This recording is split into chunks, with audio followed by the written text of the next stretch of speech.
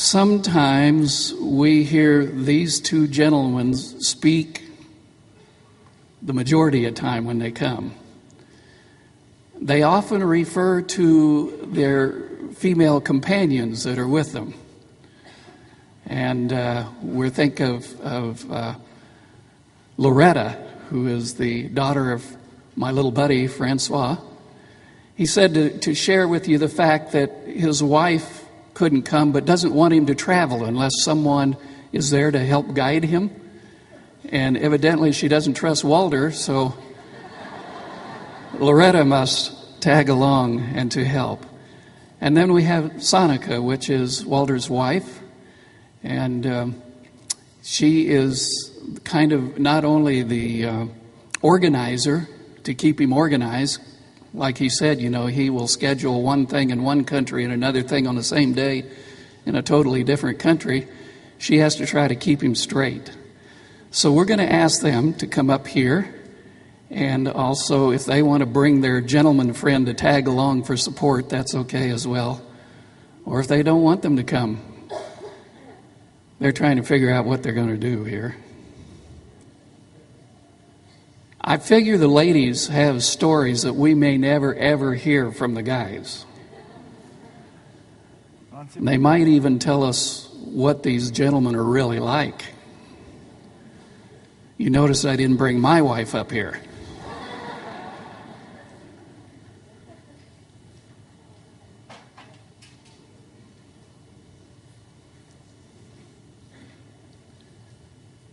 Here they come.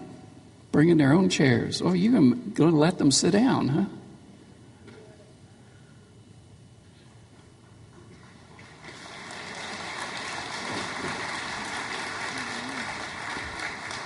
I'll bring one more chair. It's okay, we need two more. You can stay if you want. I can stay. No, you might talk about me.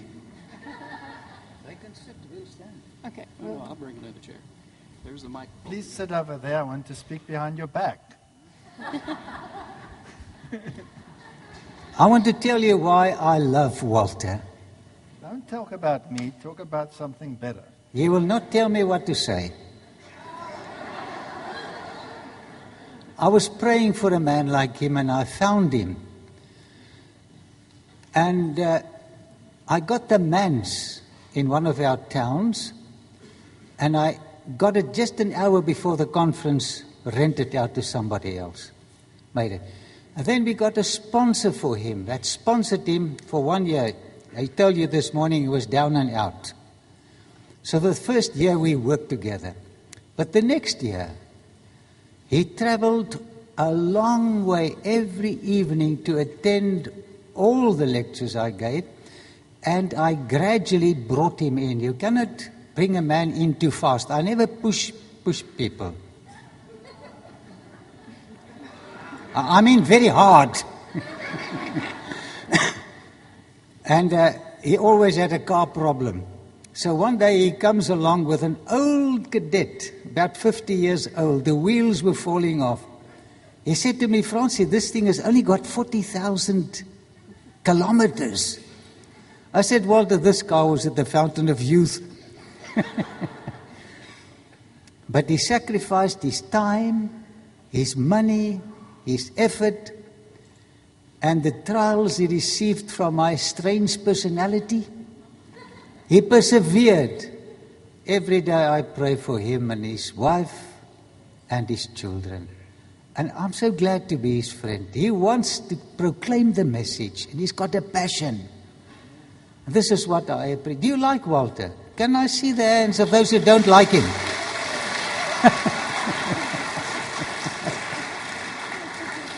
So Walter, tell them about that cadet that stopped every evening at a certain spot.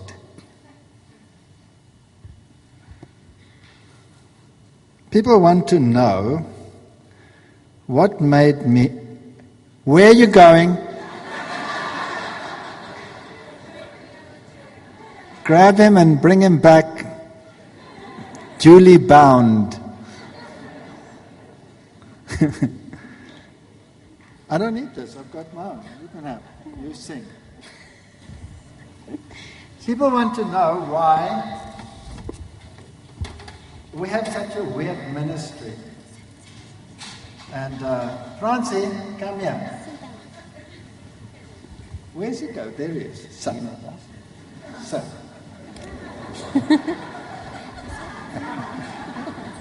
It's the same word in English and in Afrikaans. It means sit. They want to know, why do I do these funny things? Why do I speak about secret societies? Isn't there something better to speak about? Why do you want to be so controversial? Why don't you just speak about Jesus? Isn't it the best thing you can do? Just speak about Jesus. And it's been tough speaking about all the things that I speak about, but there's a history, and I'll tell you a little bit about it. Why don't I just speak about Jesus? In fact, everything I say is about Jesus. If you take the Total Onslaught series, the Total Onslaught is against whom? It's against Jesus. Every single effort to dethrone Jesus. And the lies and the religions of the world and the deceived people. And I have a particular hatred for deception. Doesn't God say He hates sin? I'm not allowed to hate any person, but I may hate deception. And I hate it with a passion. I cannot even describe the passion with which I hate deception. I loathe it. There isn't an adjective to describe it. All those years, I was deceived into hating God because of a certain theology. Isn't that right? I was duped out of all that could have given joy. My youth was not the most pleasant of youths that anyone could have. No mother, a stepmother, which fits well into fairy tales. I was never allowed at home, wandering around from hostel to family member, until I found my first wife here. And then the deception got worse. Not through her doings, but when that Roman Catholic priest came and he did an exorcism in my home. And everything was perfect. And I thought, well, the power must lie with the church. But it was a lie. It was a deception. He cleaned up the place. He told his demons stand back, so that I could be twice as trapped in a lie as I was before. Isn't that disgusting? And when I start tugging on the chain, he releases his demons again. And you had to rely on God to fill the void. But God doesn't force Himself on anyone. It's a freedom of choice. And so you have to do that. And I discovered that this man had received his instruction because he phoned me, just as we were coming Adventists, he phoned me and he said, Walter, you better get back. After a year, never heard of him for a year. You better get back to the Catholic Church immediately because you are causing great suffering to your father. My father was dead. My father was suffering in purgatory, according to him, for my disobedience. But I'd done a little Bible study by then, and I knew there was no purgatory. And I also knew about the state of the dead, but I played along, and I said, well, that's interesting. How did you know that my father was suffering in purgatory? And he said, the nuns told him. I said, well, that's fascinating. How do the nuns know that my father was suffering in purgatory? And he said, the spirits told them. So then I knew that they had seance-type meetings and that the spirit world was communicating to me. And this is nothing strange to me because my wife also had a mother who was an atheist, brilliant person, nice person, and I liked her a lot. But she also had a stepmother because her parents were divorced. And this lady was an occultist. She was the first one to introduce A Course in Miracles to Southern Africa. And she would have audiences, just like the Witch of Endor had. So this is nothing unusual. Channeled information, direct channeling. This was new to me. It wasn't new to me. So I knew that this had been a deception. And I thought to myself, how many millions of people are there in the world that are deceived? Isn't that so? And I said to God, I hate deception. Help me to show the world that they must leave deception behind and come to truth. And that's where this ministry actually started. That was the basis.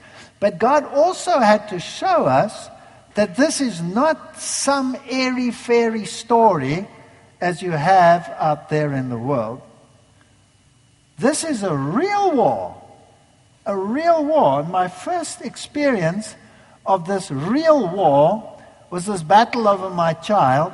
But then when it comes to the proclamation of the message, we had, where do you think you're going? She'll come back, I know. Was in that campaign that we had in Paarl. Now I told the story in San Diego, but I'll tell it again, because there are many people here that didn't hear it. We did a campaign, he and I, in that town. And that's where we told the story. Remember, Pastor Bob, about the angel that released the... Yes. Yes, I'm not going to tell that story. But in this place, there was a man, and he was listening to the lectures, and he was interested in becoming a Seventh-day Adventist. And he had many questions. So one day, he phoned Francois. But Francois didn't answer, neither did his wife answer. He got a message on the other side, not a message, but somebody answering, a woman with a horrendous laugh. And she answered the phone and she said to him, "Ha ha, I have him where I want him." And she screeched with laughter. And he got such a fright, he put the phone down. And he phoned me. And he said, do you know what's going on with Francois? Because I phoned him and there's this terrible woman on the other side screeching like a maniac. And I was scared. I didn't phone again. Can you find out what's going on there? So I said, well, sure, okay. So I phoned Francois. And guess what? The same woman answered the phone. And she laughed with this horrible laughter, real demonic.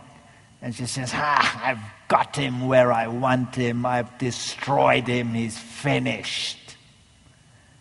And then she roared with laughter that I had to take the phone from my ear.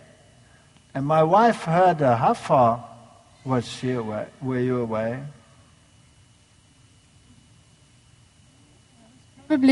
It was probably from here to the wall, that far. And I got a fright, and I put the phone down. And I phoned again, thinking, did I get the wrong number? And I phoned again, and his wife answered, in tears. And I said, what's going on over there? And she said she doesn't know, but Francois is sitting on the floor, and he's not getting up. You tell the story. You know, we must have the Sanhedrin around But sometimes there are people in the Sanhedrin that doesn't want certain individuals to say what they need to say. And I was battling with the Sanhedrin. You know who the Sanhedrin is? Yeah. The devil didn't want this man to do the work he's doing. And I had a very hard time to accommodate Walter, give him my pulpit, arrange into the lectures for him to speak. And, we worked hard, and at a certain stage, like Jacob, I said to the Lord, everything is against me. And I just fell to the ground, and there I sat. But Walter comes to people who are down and out. Tell them what you did, Walter. I've got my own. I'm very important.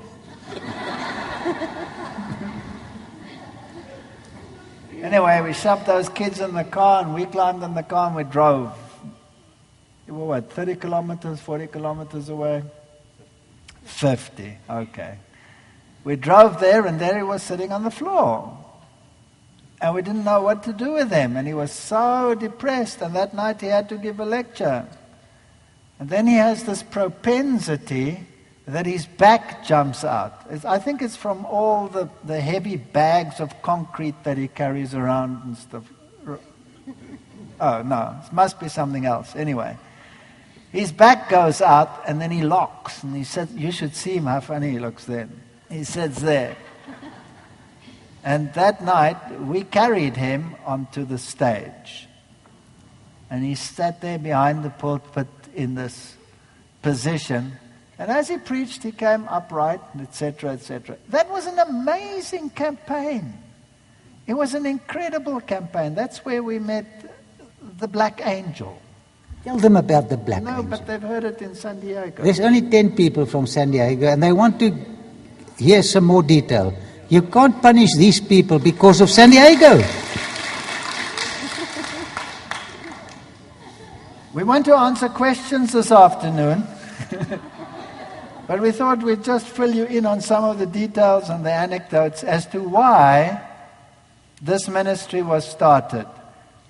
To dispel the idea that this is some bandwagon that somebody wants to climb on in order to be different from everyone else. This is not something we do because we think we want to be different. And there are many people in the world that have come into this church because of this weird ministry. Many people inside the church don't really understand it because they don't know the history, they don't know where we come from. And the biggest complainers are always from within our own ranks. And I always say to them when they say, why do you speak about all these evil things? Why don't you concentrate on the good things? I said, you're a Seventh-day Adventist? They say, yes. I said, well, the series is not for you. Don't look at it. The series is for those who are outside, trapped in spiritism, trapped in occultism, trapped in Freemasonry, trapped in the nightmare of false religion. And the series is for them. It's not for you. I have one for you. It's called Total Transformation. It was just recorded. That's for you, Seventh-day Adventist. I couldn't say that then, but that's what we said in the past. Now I can say that. Yes, and so in this campaign, it was a first in many ways. It was the first time in Southern Africa that there was a multiracial campaign. Never happened before. We had apartheid. You couldn't go to the same toilet. You couldn't go to the same teller in a bank. You couldn't go to the same teller in a post office. And, you Americans know you have a similar history. Don't pretend that you were so great. You were just as bad. Isn't it so? Sorry, let's be straight about it. But that's what it was like. But Francois and I, we decided we were going to speak publicly, and whosoever should come, should come. But racial prejudice was running deep in the country. And at the end of the campaign, we started with 3 people and we ended with 60. Non-racial church, the first one in the whole of South Africa. And there was so much prejudice in the church. Black against white, white against black, and animosity and backbiting. It was like a hornet's nest in that church. And the devil had permitted also some people who were ultra weird in that respect to come into the church, and they were leavening with poison behind the scenes. And the idea was that these cultures had to be separated because they don't sing like us, they don't dress like us, they won't be able to do the same hymns as we, they were different language, they were, 1,000 reasons. And he would preach in one church, I would preach in the other church, and we would swap over. And it was my turn to preach in this particular church where we held the campaign, and there was this animosity in the church. And as I was preaching, this black lady walks into the church, and all the eyes went, what is she doing here? Now, we actually didn't have any black people in that campaign. It was mainly colored people and white people, and the prejudice there was bad enough. Now imagine if it went one step further and there was added dosage of pigmentation. That would cause a major crisis, because some people believe in salvation by pigmentation. Did you know that? And this woman walks in, and in her decorum and in her presence, she totally destroys their philosophy. Because she's dressed immaculately. She has a Bible under the arm. Did she have a hymnal, Sonika? No hymnal. Give it to her. No hymnal. Where were you sitting? I was sitting at the back. Why don't you sit in the front of the church like you should? No. You were sitting in the back, right? I was sitting in the back, and she came and sat one row before me, in front of me, and yes, that's it. She's very shy. We have to coax her. All right, she was sitting in front of me, and I noticed she was, every time the hymn was announced, she would sing every word, every verse off by heart. There was not a word that she missed. And every time the Bible text was announced, she would open the Bible within seconds. I was still searching, and she would open it within seconds. Now, I was preaching and I was watching her. And they had said they won't be able to sing our hymns. She sang them clear as a bell. Her voice was above the others. It was not in a different nuance or in a different cultural setting. It was absolutely perfect. She totally obliterated their philosophy. And after the sermon, being the one who gave the sermon, I go out the middle and I go and stand at the back and I greet them as they come out, right? Now I'm waiting for her because I want to ask her, why are you here? And how did you get here?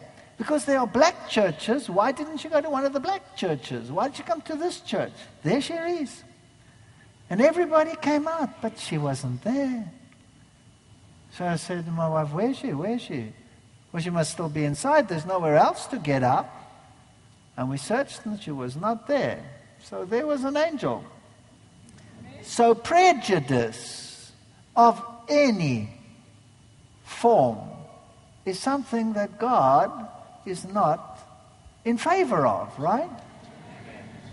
So we had the spiritualism. Every night when I went home after the meeting, my car broke down. And it was not because it was at the Fountain of Youth, because it always broke down in exactly the same spot. Unless it had a memory. And I would have to wait for 10 minutes, 20 minutes, sometimes an hour in the middle of nowhere. And then all of a sudden, the lights would come on the car and everything would work again and I could drive. It was always the same spot. So it was a very interesting training. And then one other thing. Do you remember, Francois? We split it then.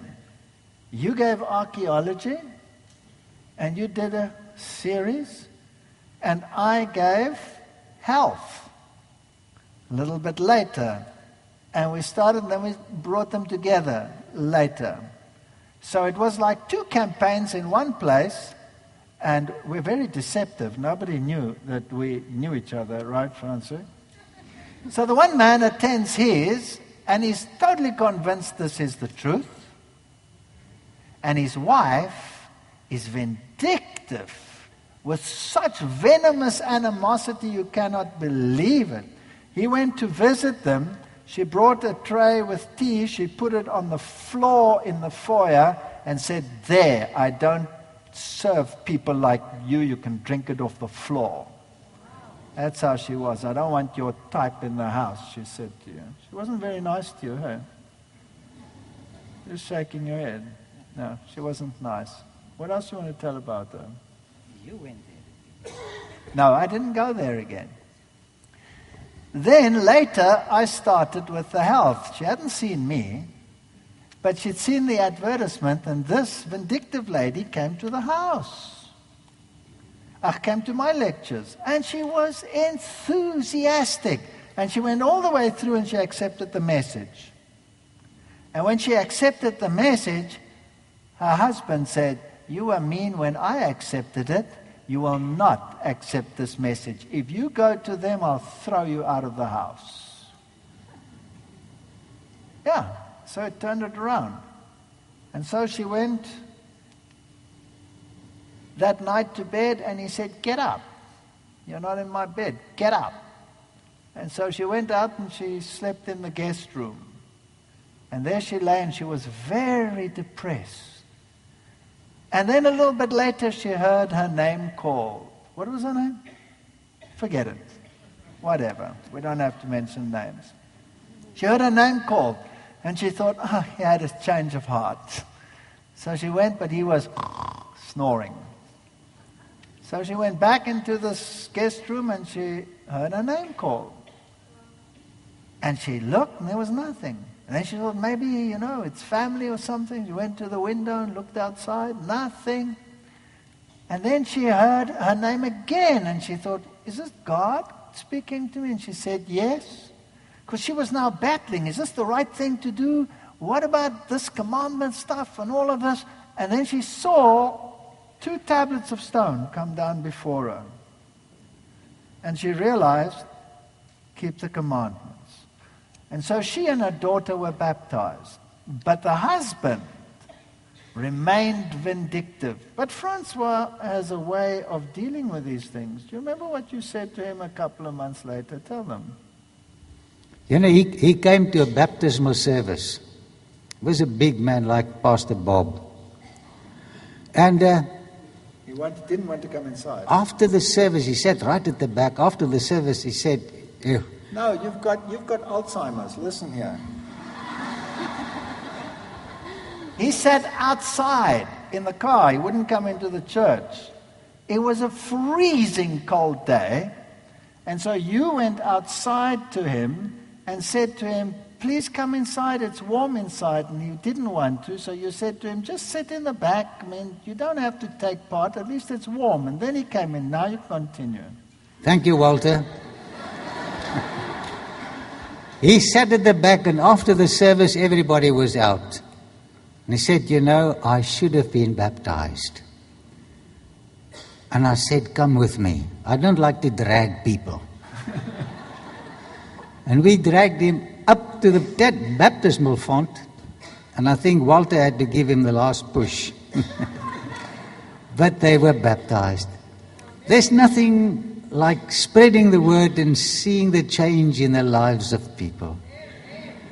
Are the ladies going to say something? Yes, I'm going to get to them now. Well, you gave it to your daughter. Perhaps she has something to say.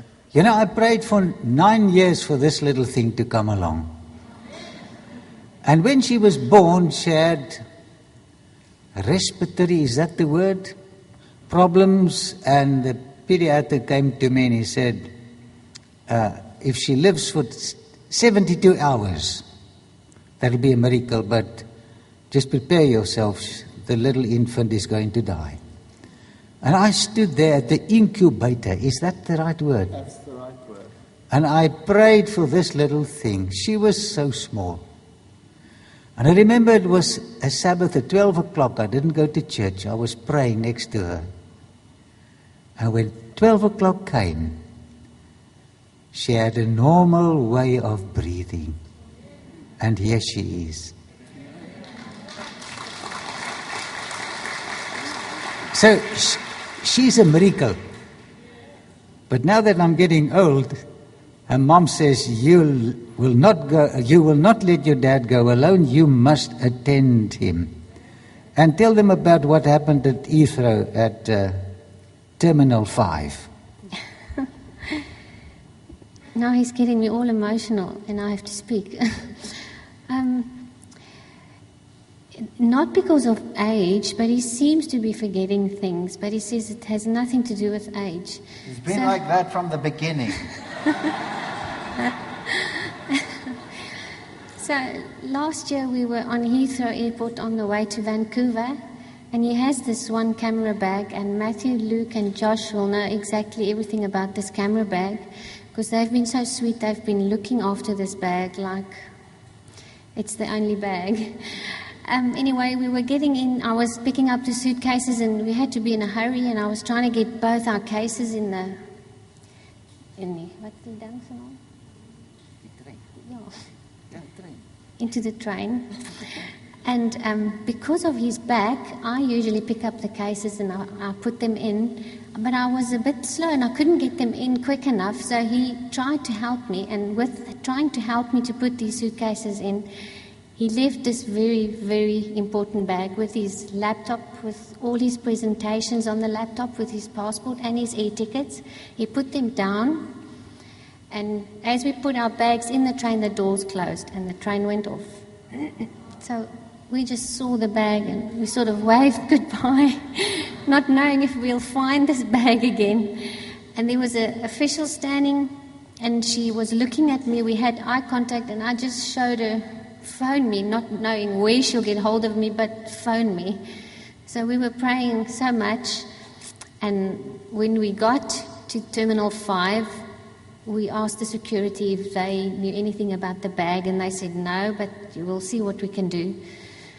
And after lots of prayers, we got the bag back with all his presentations, his passport and his air ticket. So that's why my mom commissions me to go with him, to remember, to pack in everything, to remind him, do you have this and do you have that? And he sometimes comes out in the morning wearing funny shorts with a jersey and a shirt, then I'd say, no, Dad, go back. Just go back and come out again looking different. So when you ask me to come and serve you, sorry, but she's got to come along. I want to just say something. Just to say something about Walt and my dad. In Afrikaans, we have a word that means friend, but it's maatjie. That means, when you're a small kid, you would say, this is my best friend. So my dad's always saying, ek gaan vir my maatjie kuier, which means I'm going to visit my little friend, although he's not little. So just being together with these two guys since the 1st of May, it's marvelous to see how well they know each other. The one would start a sentence and the other one would just complete it. And they also speak in codes, and I have lost some of these codes along the way. And then they'd say these funny sentences that's totally doesn't have anything to do with the conversation. And I'm thinking, what are they talking about? And then Walter would say, did you get that code? No, I didn't get this code.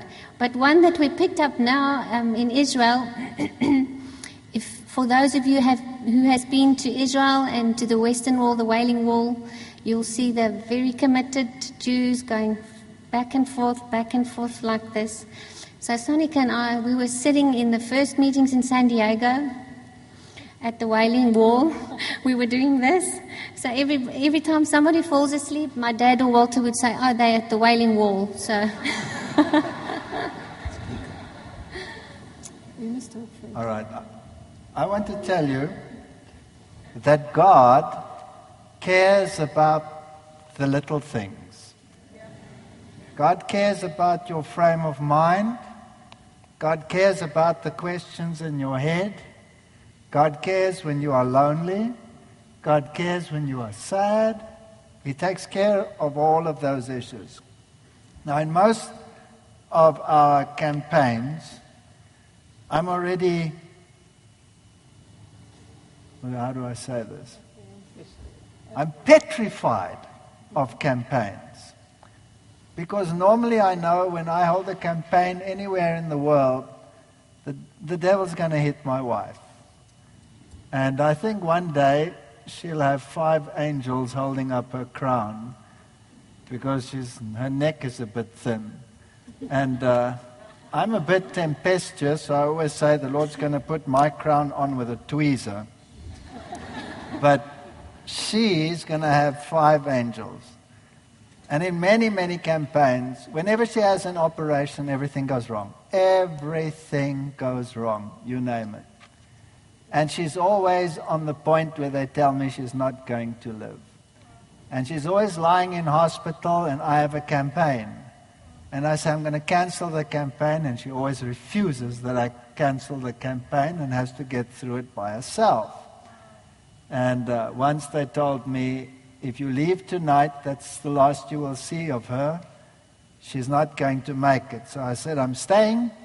And she said, no, you will go. God's work comes first. And anyway, nou moenie bewoor raak nie. Nee, ek ook ek sal hê. In any case, after one of these operations, where everything was wrong, and she hemorrhaged and was just about gone, it took weeks for her to recover, but we were very poor. We couldn't afford something like a nurse or something to help. And we were new. Nobody really knew us in the church at that stage. I just had one little friend, this one, and he was 50 kilometers away. And I would have to prop her up in the bed. I would have to carry her to the toilet and help her do whatever she had to do. And she was so weak she couldn't move, so I had to prepare food. And I had to make sure that I sneak away from work and come and take her to the toilet and put her back into bed. And she would sit, for how many weeks was it that you had to sit? Huh? 6 weeks. 6 weeks. 6 weeks she had to sit in bed and couldn't move by herself. And she was lonely and she was depressed and downhearted and everything was going wrong. And you tell them how God comforted you.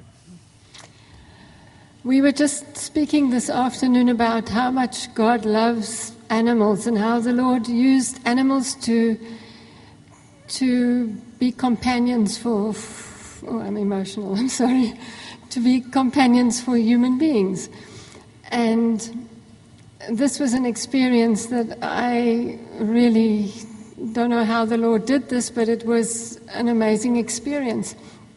I was lying in bed, and he had left some bread and avocado and some fruit for me next to the bed. So I started to take my food and had my plate on my lap in the bed. And I heard something. Now, we had an Alsatian German Shepherd dog, and we had a cat. And the back door was always open, so the animals could go in and come back, go out and come back in. And they were lying in the lounge and they were sleeping. And I heard this noise. It was a different noise, and I saw down the passage towards the bed, towards the bedroom, came a little squirrel. And the squirrel must have passed the dog and the cat used to catch the squirrels and kill them. But the squirrel managed to come in, and it came right up to the bed. It hopped onto the bed, came up to the plate, and sat right opposite the plate and started eating my bread and my avocado. And when it finished, it walked off and it lay on the sofa on the seat that we had in the bedroom, and it slept in the sun for an hour, and then it went outside and it was gone. And this happened every single day. The next morning I was waiting, and it came down the passage, ate my avocado and my bread, and it went and slept. And then it went outside, and this carried on for the whole 6 weeks that I was in bed.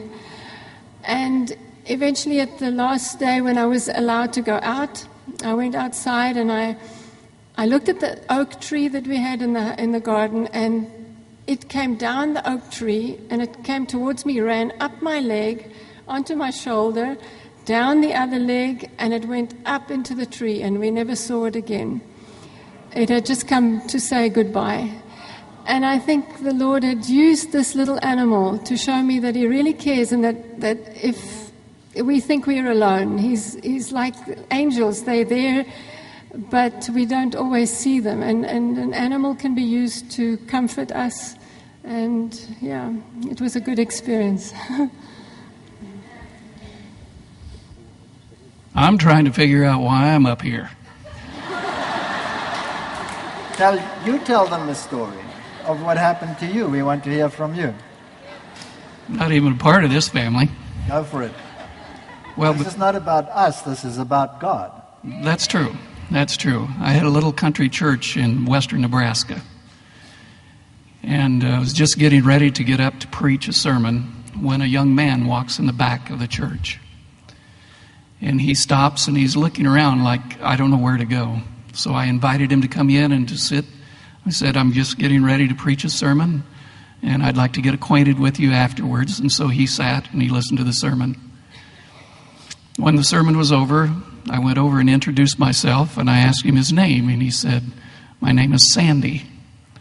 And I said, Sandy what? He said, just Sandy. And I said, well, the ladies are fixing a meal. We'd like to have you stay with us, Sandy. I need to talk to my head elder for a moment, and then I'll come and join you, and I'll introduce you to some of the church members that are there. So Sandy went out, and I talked to the head elder. And as I was talking to him, I finished and I went out into the foyer. And normally after the sermon, we had a family where this one lady had four little kids under the age of 5. And they were extremely hyperactive children. And they would just bounce off the wall and be crying and screaming after the sermons.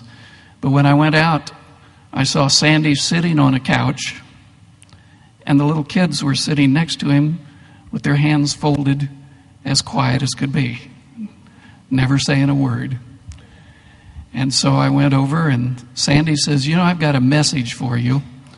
Do you mind if I borrow a Bible?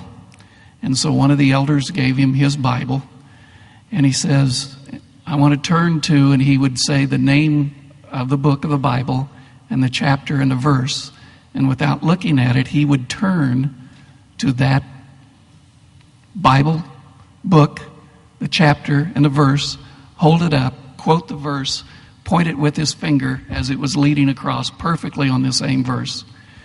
And he would go one right after another, after another, after another. And his message was the soon coming of Jesus. And he told the men, he says, you're the spiritual leaders of your family. You need to get your families ready because Jesus is coming soon. He ate with us, and then I walked Sandy to the door. And of all things, Sandy got on a Harley-Davidson motorcycle. And he drove off and went around a corner, and I didn't see him as he went around a corner. But there were church members who had not been at the church, but they were driving by, and they had turned in. And I knew the son that was in the car was crazy about motorcycles. He could tell the name of the motorcycle, how big the engine was, just by listening to the engine. And so he came in, and I said, I asked him, I said, did you see that guy on that motorcycle? You just passed him, it wasn't even 10 seconds. And he said, I never saw a motorcycle, and there was no motorcycle there. And so I think my angel's name is Sandy. But I want to ask you a question now. Yes. Tell them the story that you told in San Diego about the guy with the braces, with the suspenders, because I want to try that in my church. How long ago was that? That was probably about 30 years ago.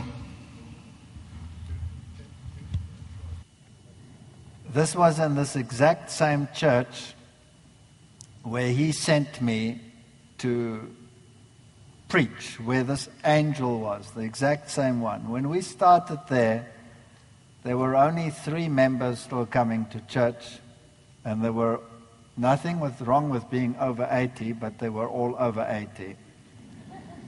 And they had no interest whatsoever anymore in anything that was going on in terms of the truth. So he, being the type he was, he went to all the backslidden ones and compelled them to come in. Didn't you do that? Yeah. Yes. He went and dug them all up. There was one particular one that was very interesting. He used to throw pans and pots at any Adventist pastor who dared to come. He was married to an Adventist, but he hated Adventists, in particular Adventist pastors, right? And he went to fetch his wife to come also, and then he never does this to anyone really, but he commissioned me to give them a revelation seminar to bring them up to speed, right? It's such a pain. Anyway. Here I was, and he sent me and he said, you only have a very short while to get these backslidden members back on track, because we're having a campaign and we can't have the people come into nobody or just nobody believing anything anymore. And so we had prayer meetings, and my wife and I, we prayed with this old lady, one of the 3, and we prayed for the campaign. You know how you pray for a campaign. Dear Lord, please help us with this upcoming campaign, and may your Spirit work, etc. And it was her turn. And she prayed, Dear Lord, please let this campaign be a total failure. We want nobody in this church. We don't need the trouble and the strife and the crisis. Please let no one pitch up. My wife and I, our jaws dropped.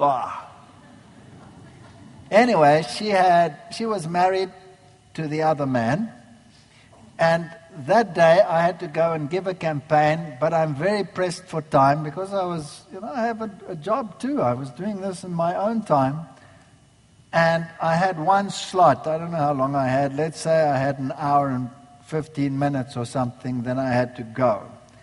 And he said, this old elderly gentleman said, he needs to make an announcement. And I said, sure, go and make your announcement. And he went onto the stage, and I think he was on a diet. He'd lost a lot of weight, and his clothes were from a previous generation when he was a little bit more portulent. But he had what? Show them what he had on. He had braces on. Suspenders, you call them, right, to keep his pants up. And there he was, and he gave an announcement. 5 minutes, 10 minutes, 20 minutes, and he carried on and on. And my time was going, and I'd driven there all that way to give this thing, and I had to leave, and I wasn't going to be able to do it, and I was stressing. And I didn't want to be rude and go to an old man and say, will you please get off the stage? And so I was sitting there wringing my hands. What do I normally do when I get nervous? Look at your watch. Oh, yes, that's what I did. I take it off and I frumple it up and I carry on. And then I said, God, please, please get rid of him.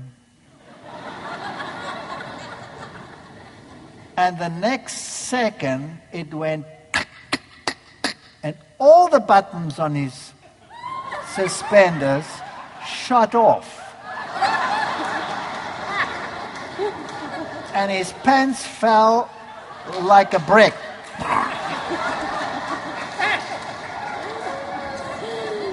And he had the weirdest underpants on that you can imagine.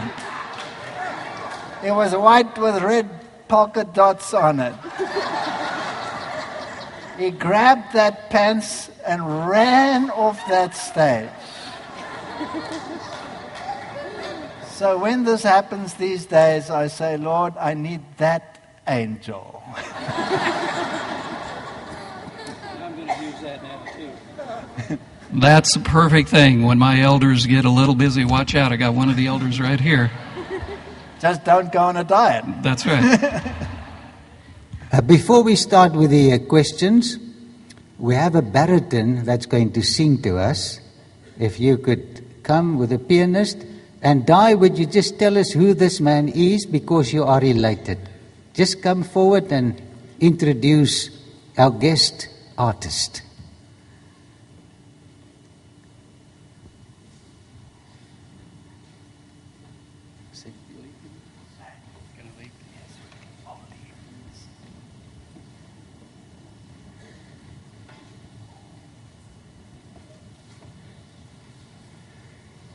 She's always more than willing to address a big audience.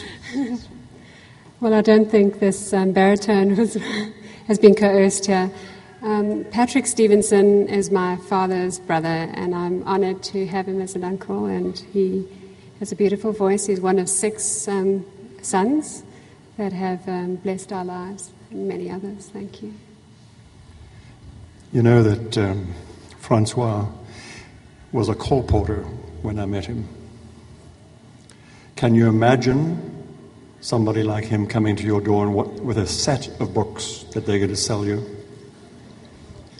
He sold lots of books. And so when he asked me to sing, I obviously wasn't expecting it, but I saw that look in his eye, and I gave up. There are wonderful things that you've learned during this week. And I know that the message that you received has been a message about Jesus. But I suspect that there's somebody here today in this crowd, and I'm going to sing to that one person. It's a person who has received a lot of knowledge about a lot of things. But there's this one thing that he or she lacks, and that he or she needs and longs for, and that is for the presence of Jesus in their heart. The Savior is waiting to enter your heart. Why don't you let him come in? There's nothing in this world to keep you apart. What is your answer to him? Time after time he has waited before, and now he is waiting again